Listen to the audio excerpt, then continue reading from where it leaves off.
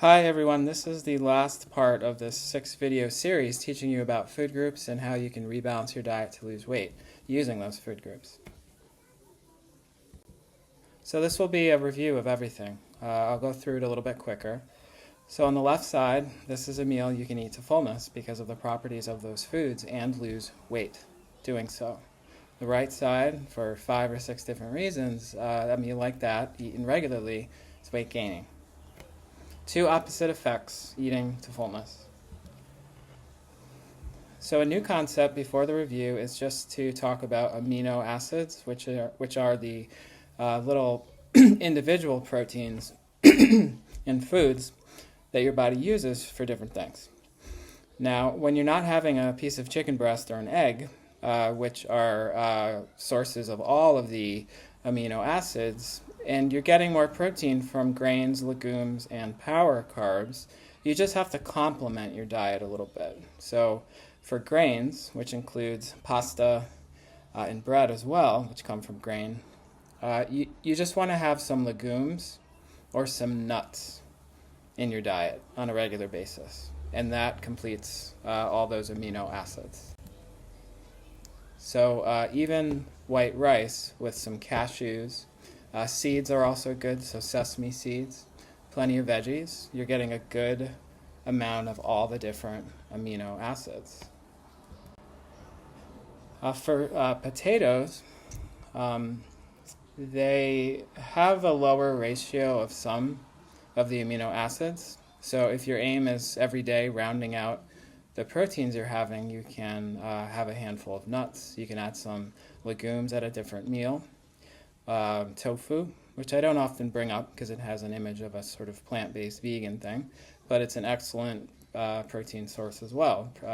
The amino acids in tofu are just as at similar amounts as something like a chicken breast. So by itself, it's excellent also. And I love quinoa because it's got everything you need. You could literally get all of your protein from quinoa, and you don't really have to worry about supplementation. As I said, soy, or edamame, or tofu, which is made from soybeans, has everything you need. So you have a little bit of that in your diet, you are doing very well. Now, another new concept that ties everything together before the review is to just emphasize what the properties and functions of foods and food groups specifically are for weight loss and for health. So power carbs for really excellent health are foundational. If you can rebalance your diet and get more of your energy from these very, very nutrient-rich sources of food and eat different ones, have different recipes, this is excellent fullness. This is energy. This is most of your energy on a healthy diet, most of your calories. This is most of your protein from these sources. Some of it comes from vegetables, some of it comes from nuts too.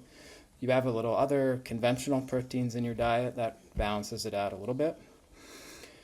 But it's this food group too that controls cholesterol, because it's the transfer of calories from an egg to oats or from meat to quinoa, that change in calories, which allows, in most people, your total cholesterol and your good and your bad cholesterol to drop even further when you're making dietary changes. And also blood sugar control.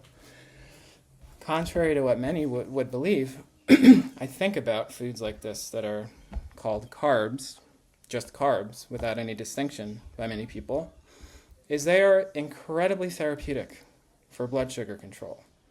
A potato will spike your blood sugar, but we've known since the 1970s that a potato-rich diet, even when you're keeping yourself at the same weight, as long as there's fiber, as long as there's fruits and veggies, can actually get people off of their insulin, can lead to the reversal of type 2 diabetes, the mighty potato. So yes, this food group is your blood sugar control. Now, light, healthy carbs for weight loss have a number of functions and purposes. One is energy. They are clean, healthy sources of energy. They are like, there's nothing offending in them. They're not as nutrient rich as the whole grain versions of things, but they're not causing problems. And they are palatable and they taste good. And they help you eat veggies and beans and lentils and chickpeas. If you're using them in that way, if you are mixing equal proportions of light healthy carbs with legumes or light healthy carbs with veggies equal proportions, you are getting weight loss too over time from doing this. And the same thing applies to cholesterol. If you get 500 calories a day from chicken with the skin on it, and you instead get 500 calories per day from white rice as part of a healthy diet, you're going to see the same thing. It's because of the proteins. That total cholesterol on average and that bad cholesterol on average will come down also from light healthy carbs. The fiber that's in power carbs brings it down a little further, and there's some other nutrients there that help too. But this is also true that on average, this improves cholesterol. Fruits and vegetables are disease protection. They give you volume without calories, antioxidants, vitamins, minerals, protection against diseases like dementia, heart disease, diabetes.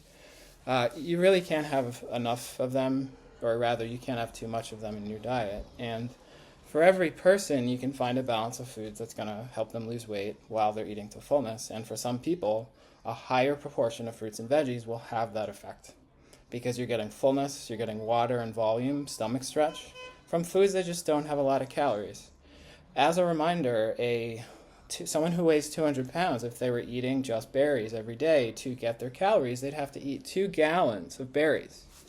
So this is a food group. It is impossible for fruits to be a problem because of that, to be a weight gaining thing.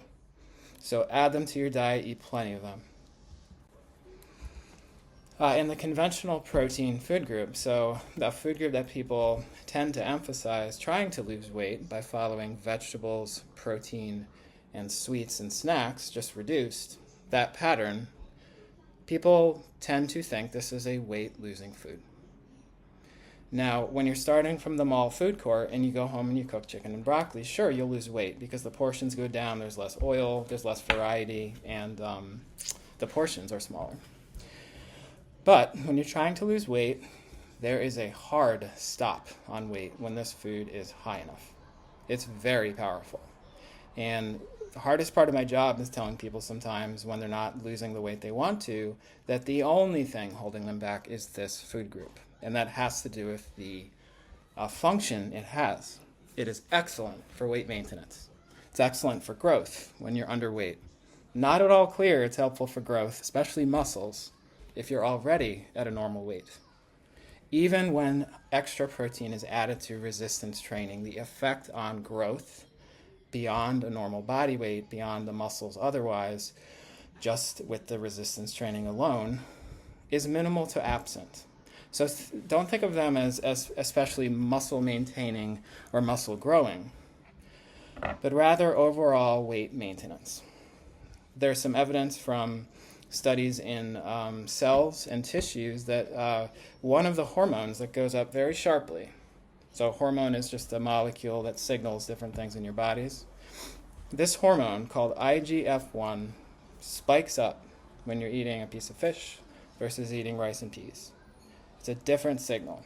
And that hormone is a growth signal.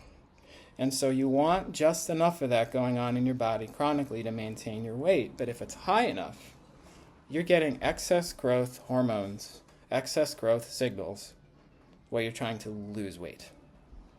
And this very hormone is shown to actually promote fat cell formation in cell studies, in tissue studies. So when we see in diet intervention studies that diets rich in the conventional proteins don't cause weight loss, we kind of know why. So this food group has a function. It's weight maintenance. It's growth when you're underweight. and it's vitamins and minerals. It makes life easier, so you don't have to go looking around for all of these different vitamins. You stay nutrient replete, but you don't need much to be there. So if you think of it as a supplement to maintain your weight for vitamins and minerals, and a delicacy, a source of flavor, and something that especially helps you eat power carbs, this is a good food group. So I reviewed blood sugar. This is a graph of the rate of type 2 diabetes in China between 1980 and the present. And the rate in the population went from 1% to now 17%. And during that time, the per capita, the average rice eaten in China has not changed. Now this is a country level data. This is country level data. It doesn't prove anything. But I think it is very strong evidence that rice is really an innocent bystander in the rise of type 2 diabetes. It is not a contributing factor. It just doesn't make any sense that it would contribute to it either. So when you eat the most Western pattern, meats and sweets, and you're inactive, you really got to be an athlete if you want to eat like this and not have problems with your blood sugar. If you're inactive, your blood sugar will go up over time. Some people have some protective genes. It might take them a bit longer to develop this, but if they're gaining weight and their tissues are becoming more filled with fat where fat should not be, like your muscles, your liver, and your pancreas, all the organs that are involved in managing energy and blood sugar, the formation of fat in those tissues with weight gain, fat where it should not be, causes insulin to not work. Insulin stores your blood sugar. It helps bring protein into your cells. You become insulin resistant. When you can no longer control blood sugar, even with high insulin levels, you start to have blood sugar problems. And that fasting level, that flat red line, when you wake up in the morning, your blood sugar starts to go up. But so do the spikes at meals. It's not the carbs causing this problem, because pasta is not weight gaining by itself. Weight gaining foods are high fat foods, or foods that are concoctions of a lot of sugar with a lot of fat and flour. So the spikes are from flour, sure. But the situation was not caused by the carbs. Exactly. This is the combination of all of these ingredients. So if you want to develop diabetes, this is what you should eat, and you should not work out. Now, when you take the conventional weight loss approach, which again is protein, vegetables, and reduced sweets, but non-keto, the chicken at your meals is not going to spike blood sugar in the same way as a muffin. However, that fasting level really will not come down. When you wake up in the morning, you are still going to be elevated, and you will forever remain in the land of pre-diabetes if this is the only change you make. If you exercise a ton doing this, you can bring it down. You might be able to normalize it, but you have to be very athletic for that to work. But when the basis of your diet is power carbs and healthy carbs with plenty of veggies and fruits, what happens is if you abruptly start eating more healthy carbs, you have a bump in your blood sugar for one day. It then starts to go down consistently. This is when people literally come off of their insulin or their diabetes medications over the course of even just a few weeks or a few months. So that whole fasting level comes down. You wake up, your blood sugar is normal. You may have high spikes at meals if you're not quite back in optimal shape, if you haven't started exercising, but the average level of blood sugar overall will come down because most of that blood sugar average is coming from what's the fasting level. It's a huge reduction in average blood sugar. So this is when your A1C and your blood sugar starts to normalize, even if you're spiking at meals. Now, with progressive improvement of your health, by feeding your gut lots of these nutrients that are in power carbs and vegetables and fruits, your biology continues to improve. You become more insulin sensitive, and even when you have a potato at a meal, those spikes will go down too. You will be insulin sensitive. If you're reasonably active, this is what people do to reverse type 2 diabetes. So we talked about cholesterol and heart disease. So let me run you through it again. So meats and sweets will keep your cholesterol high, very high. the saturated fat plus sugar that's in high sugar, high fat foods especially will be driving this. But the proteins promote the cravings for these other junk foods. Not in everyone, I guess, but most. It's almost without exception we see this in patients. So everyone's getting their protein, everyone's getting their sweets as a result. And this is a situation where cholesterol is deeply affected. So again, if you're not exercising, everything here is in the red. Your total cholesterol is high from the saturated fat plus sugar, the high sugar, high fat foods. A little bit of it's high from saturated fat itself, that's in meat, but that's not a huge influence. The protein that is in meat versus what's in peas or beans will also keep it higher. That total cholesterol and that LDL, bad cholesterol, will remain high. It won't be allowed to come down. Your good cholesterol is low because you're physically inactive. Your triglycerides are high because you're physically inactive. You're out of shape. So to correct things, you can exercise. This helps. So you'll go from the panel where everything is high risk, and your risk will drop dramatically from exercise and getting in shape. And that's because your triglycerides reflect that. They are now normal. Your good cholesterol is now high. That is a really, really good sign on your cholesterol panel. So you go from meats and sweets, and if the food changes to the conventional vegetables, protein, and reduced sweets, you can see some reduction, additional reduction. So here's everything's abnormal. You exercise and you get good HDL, good cholesterol, and triglycerides. Your total and your bad cholesterol come down just a scotch on average from exercise. And then you exchange some of the high sugar, high fat confectionery foods, the quote-unquote carbs, which are really just sugar and fat sources. You take some of those out, you replace it with chicken, you have a drop here. And that change is enough in some people to totally normalize things, because in some people it's the high sugar, high fat foods that are keeping it high. But in others, the chicken and those proteins are causing it to stay high.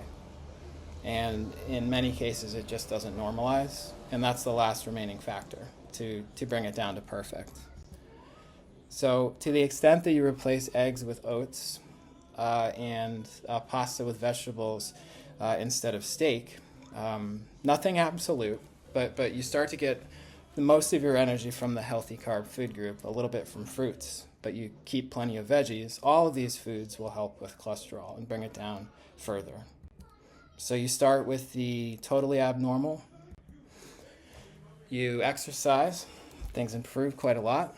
Your risk goes down dramatically, but your total and your bad cholesterol stay high. You cut out some of the confectionery stuff, some of the cake, some of the cookies, and that brings it down a little more. You replace that stuff with chicken or with fish or something, that brings it down a bit. But then when you exchange some of the chicken breasts for rice and beans, etc., that's what really finally brings down the total and the LDL and the bad cholesterol in most people. And if you're physically active and in good shape doing so, not only are you much thinner, but you have perfect cholesterol in most cases. All the numbers will look excellent. But numbers are not the whole picture. As a reminder, people with normal cholesterol numbers have heart attacks. It happens all the time. So those numbers aren't everything, and it's far more important for disease risk to be in good physical shape, to not be inactive and weight gaining chronically for decades, because when that happens, the cholesterol molecules that you have are smaller and harder and more inflammatory and disease causing. But as you get in shape, as your aerobic capacity improves, the size of those cholesterol molecules start to get big and fluffy, and they are no longer harmful. Now, if someone who is out of shape exchanges chicken for low-fat muffins, which are high in sugar, or has a lot of honey or sugar and sort of sweet dishes in their life as an exchange, your triglycerides will go up and your good cholesterol will go down. But that same change does not happen in people who are in good shape. Again, the numbers aren't everything here. But these numbers do indicate very revealingly that someone is out of shape. And that will be unmasked. It will reveal itself when someone eats sugar. Doesn't mean sugar is exactly causing the problem exactly, and pasta and rice do not do this. That's not proven. But having those foods with sugar will reveal this, and it's not a sign that the sugar is necessarily causing disease. It is a sign that the person is out of shape. Because if they're in good shape, that change would not happen, even with sugar. And relative to diet, when we're talking about risk here, this is a good thing to bring up talking about cholesterol, because underneath it all, again, those numbers aren't everything. And if you're in good shape, your triglycerides are normal, your HDL is good, your good cholesterol is good, you are at very, very low disease risk despite what the other numbers are with that. So the numbers aren't everything. And the risk that's reduced with diet pales in comparison for that reason, in comparison to physical fitness. So this is a study where people were followed from the beginning, from time zero, when their physical fitness was evaluated. And this study followed them over many years and tracked the rate of death during that time.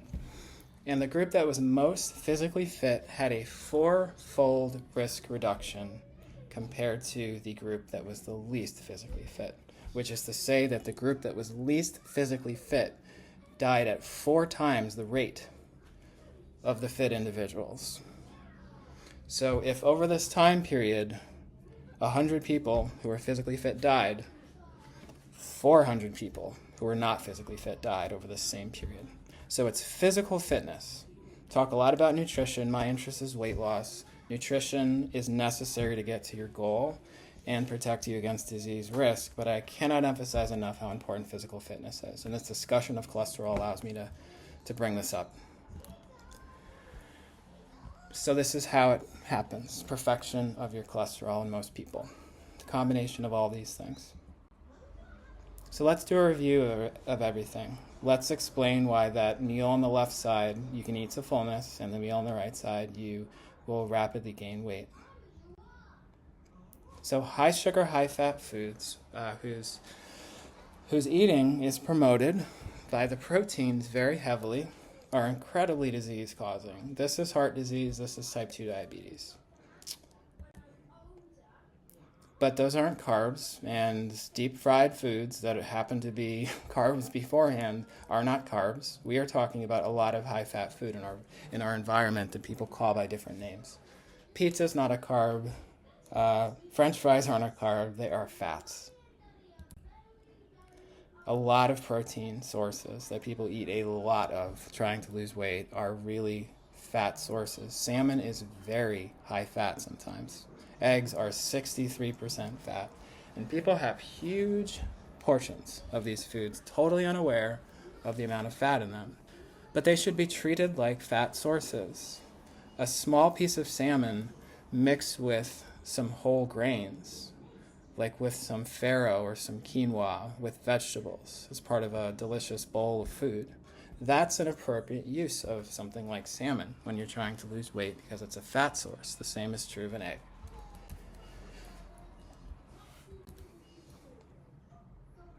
Ice cream, not a carb.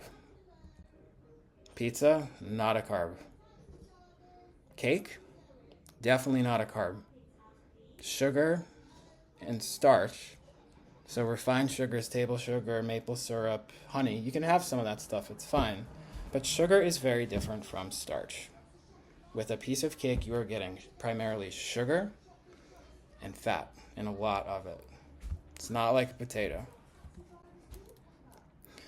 And we talked about proteins, how proteins do different things to cholesterol, to weight. The right balance, we don't quite know it yet. But I really believe the body of research has shown that the fish, the meat, the eggs, and the dairy should be as supplements, to the diet, just to round it out enough to make it fully nutritious, to give us a little bit of help with weight maintenance. Good for growth, vitamins, minerals, but you don't want a growth signal when you're trying to lose. So you want to keep this food low, and if you're really motivated, keep it absent while you're in therapy, while you're in nutritional therapy getting to your goal. This is another picture I return to a bunch. So I talk about eggs being high fat. Well, guess what? You have an omelet with veggies. No calories in veggies. You're just eating something that's high fat. But this example here of a breakfast you might see in Japan, at least at some point, people probably ate like this a lot. You see an egg, 63% fat, on top of a bed of a power carb, brown rice, which is 7% fat, and by far most of the calories in this meal. And you have vegetables, which are water and vitamins. You have a low-calorie meal flavored with an egg that's actually very, very, very nutritious. And on balance, this is something that will keep your cholesterol low and help you lose weight, even with the presence of the egg. And this is the overall balance you want to think about long-term. This is about eating humbly, having just enough of the fats, the cheese, and the proteins to make your diet enjoyable and sustainable, but the proportions have to be there for this to work. We talked about how low fat all the healthy carbs are, and this is so amazing because the power carbs are the food group that by itself added to people's diets, only food group by itself added to people's diets causes weight loss on average. So 2 servings of oats added to the average person diet causes weight loss, and part of this is the fat. You compare the egg or the fatty meat to this, you're looking at something that's mostly fat versus the oatmeal, which is only 16% fat. And this gives you the freedom to add some nut butter, to use some fats in your diet. Lightly, but still enough to make it really good. And in addition to being low fat, vegetables are fat-free for the most part. Fruits are almost totally fat-free. And power carbs and healthy carbs are big, and the amount of calories they have for how big they are is low. And you can eat a lot of food, equal proportions of a power carb and a vegetable. If you were trying to eat to maintain your weight, you would not be able to do it. You would spontaneously lose weight because it's too much food. It's not possible. And this volume argument really gets at the heart of how this works. This is big, filling, craving-controlling, low-calorie food that you can flexibly add fats and flavoring to and still get your calories down. Now again, power carbs. I can't say this enough. If weight loss is slow, or if you're just starting out and you want something high impact, add a couple of potatoes to your day. Have oats and berries most mornings. Have a salad at lunch, but keep the chicken very, very lean. Keep it very, very low or absent. And throw kidney beans, corn, chickpeas, whatever it is, as the energy on your salad. That kind of change alone is enough to cause weight loss in most people. So power carbs I call them power carbs for a reason. They are powerful foods for health. And I love telling people they can enjoy light, healthy carbs. Their function is to help you eat vegetables and legumes. Because they taste great, that's their job when you're trying to lose weight. And a major pitfall, though, is just focusing on adding just the carbs if they're not power carbs. That doesn't work. Just adding white pasta or white bread or white rice to your diet, otherwise not changed, won't really help. That is if nothing else changes. If you're not adding tons of veggies or using it to eat legumes. And there is a draw when I talk about carbs to just sort of go to processed foods, but that's not at all what I'm saying. A foundation of this working is home cooked and whole food. So please don't fall into this trap. The veggies and the fruits and the power carbs must be there. And that's got to be where most of your energy is coming from, not the refined stuff. Let me go through phases to help you see how this can unfold, how your diet change unfolds, because it's complicated and it's rocky. So for those who are motivated, phase 1 is just adding sides. And you really want to focus on a lot of veggies and get in those power carbs. If this is your change, if this is what you're comfortable with in the beginning, those are the ones you got to emphasize. And remember, when you're making that plate, don't drift back into what is on the U.S. government's plate, where a quarter of the plate is protein. That doesn't work. That is not a template. It's been looked at so many times. And that is not something that causes average weight loss in people. You really have to go for these proportions and make that protein very, very small if you're trying to lose weight. Or using it for flavoring. Well, you're really maximizing and getting most of your energy from carbs, healthy ones.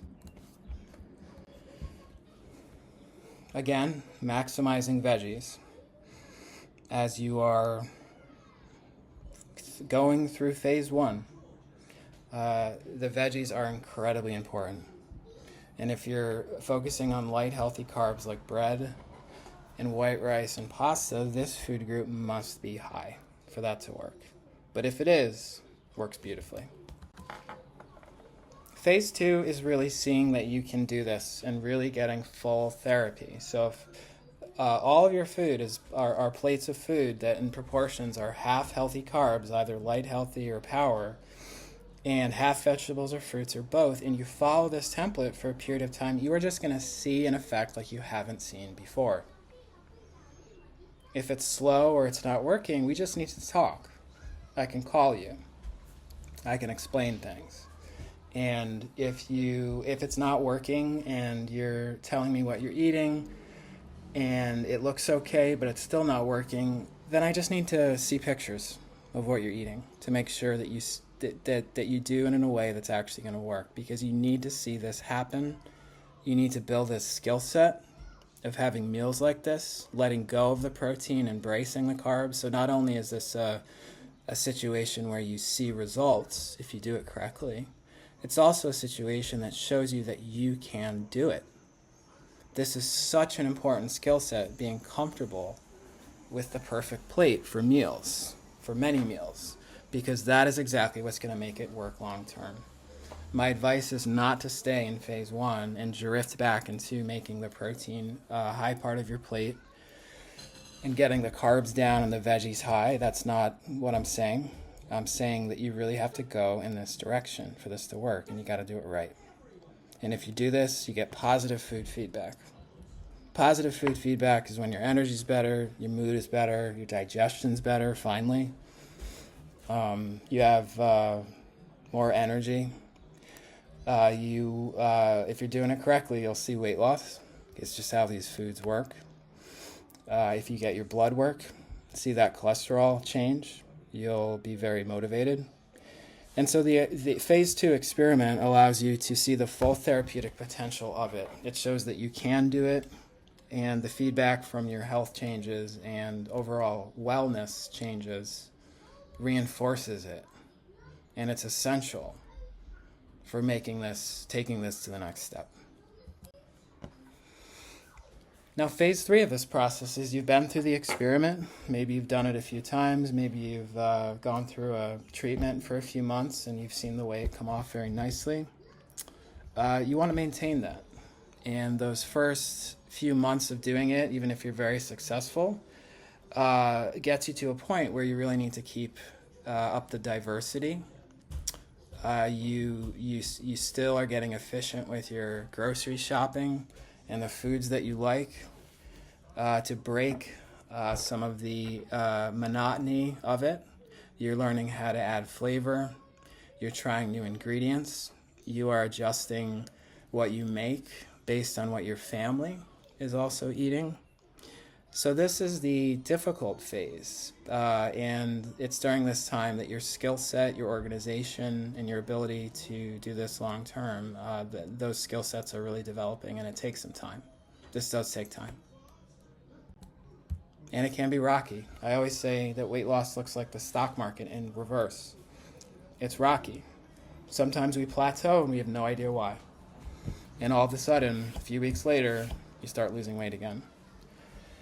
Part of that, I think, is because your biology is improving. Things are repairing. And it could be that you're going through a period of repair and your weight is stable. And as things change, you develop a better ability to burn energy as fat, and it starts moving again. That, I think, is part of what happens when you plateau. But anyway, you'll bounce back. You'll have, barbecues and holidays and setbacks, but then you're still motivated during this time, phase 3. And so you get back on it. You're developing that skill set to keep going. But part of this, too, and I call this phase 4 because I think everyone who's ever tried to change their diet in the way that I've described to make it optimally healthy, everyone has had the backslide. My colleagues at our clinic, sometimes we commiserate over our own setbacks. I've had colleagues who live a stressful life and they're eating Honey Nut Cheerios at 8:30 p.m. as a habit. That is the backslide to the processed foods. If you go through the holidays and you have a lot of protein and rich desserts, you're going to, come January or come the post-holiday time, you're going to still be in that cycle of cravings of meats and sweets, and you need to break out of it. And these backslides can be substantial. They can last for some time. For some people, they, for whatever reason, may never come out of it. But for those who recognize it, who've had the positive food feedback, this is part of the experience, and it's a skill set. Getting back on track after major setbacks is a huge skill set. And this is also a situation where we in our clinic can really help and talk you through it and help you keep up the variety and keep up the motivation and share stories with you and give you feedback about how you've otherwise had health improvement. This is a time when you may need support, and that's one of the reasons that we in our clinic do what we do. And during these full backslides, you're probably going to have a lot of up and down, but really mostly stay at the higher weight that you got back to. But you're fighting, you're getting support, you are starting fresh each morning, starting with a healthy meal, or you're getting back into it by starting with smoothies or vegetable and fruit juice in the morning. That's a good way to get restarted, and you're doing these things to get back on track, but it's rocky. And during this time, you get negative food feedback. There's just simply no way, if you go from eating healthy in November to eating almost nothing but meats and sweets by December 31st, that you don't feel a change in how you feel. You will probably feel awful. Low energy, sluggish, you're not thinking as clearly, your mood is worse. And feeling that and experiencing that is essential because you've now had the positive feedback, you've now had the negative feedback. And those two together, you need both of those pieces of information, and you need to develop the skill set to maintain this, to make it work. And you want to avoid, when you backslide, please don't fall into the trap based on what everyone says, where you're eating protein, vegetables, and reduced sweets.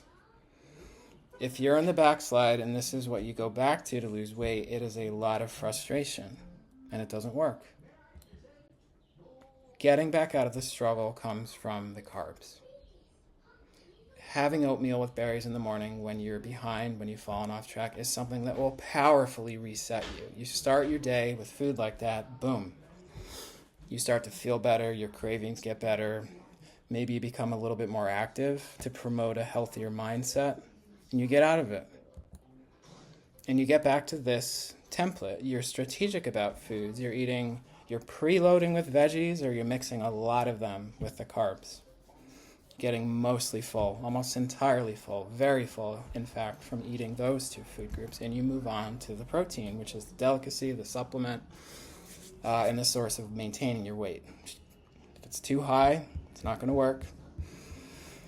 But you ultimately want this template long term. This is optimally healthy. Now, phase 5 is really where you're very, very skilled. You know what to do. You've done it. You've seen it work. Your setbacks aren't as severe. The bounce back is much quicker. And you can have periods that are treatment periods where you really adhere to the perfect plate, you become more active, and if you've gained a little weight, you do the treatment, you get back down to the weight you were before, and it's fairly easy for you. Phase 5, you've made it. And this is where everyone wants to get to so that they can sail into their later years being healthy and not being burdened by so many doctor's appointments and medications, feeling better, setting an example to other people with the food you eat, not giving them a hard time, but setting an example.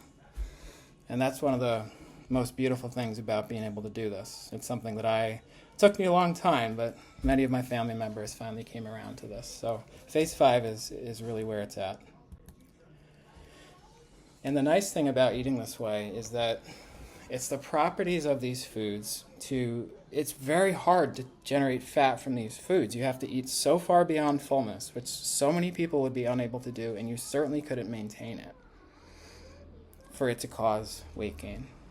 But as you change diet, each change will, if it's evidence-based, will cause weight loss, but the effect of that one change will level off.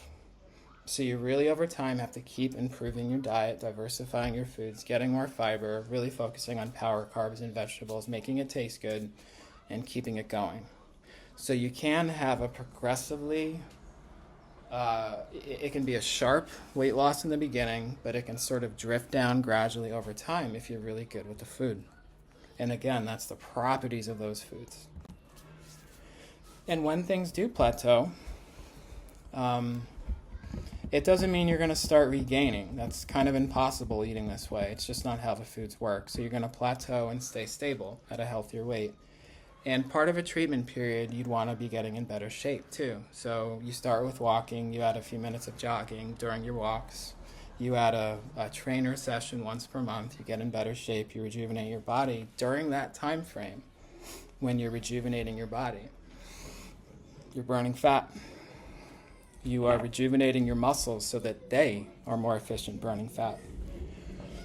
You are causing your fat tissue to more readily, more easily give up its fat so you can burn it. Fat can get stuck in your fat tissue with chronic weight gain, with being inactive. But when you exercise, you're eating well, you're restoring the machinery, and you're burning fat, and you can progressively lose weight. This is just something that happens. We see it. It's happened to many of us. So you can keep going. Changing your diet's not the end of your story. You can really see things move. You can get a long way if you combine the food with gradual change, gradual improvement in your physical fitness. The food is not the end of your story. And it's nice too, because when diet is good, you can end the treatment period where you've added activity, you've lost weight, you're thinner, you go back to eating this sort of perfect weight maintaining plate or the perfect plate, you're not going to gain. You've lost the weight, you're not going to get it back because it's just not how these foods work. To gain weight, you have to eat weight gaining foods, like high sugar, high fat foods and high fat foods and foods that reinforce cravings. This is not what happens with the perfect plate. It just doesn't happen. And thank you for your interest. If you made it this far, you are clearly very motivated. I love what I do, and I'm very interested in helping people who want to check in and need more advice and need more guidance. I'm always adding content to this YouTube page. You see me, that's me cooking in those videos, and I hope you return to the page and use it and share it with people. This is for anyone who's interested. So thank you for your attention.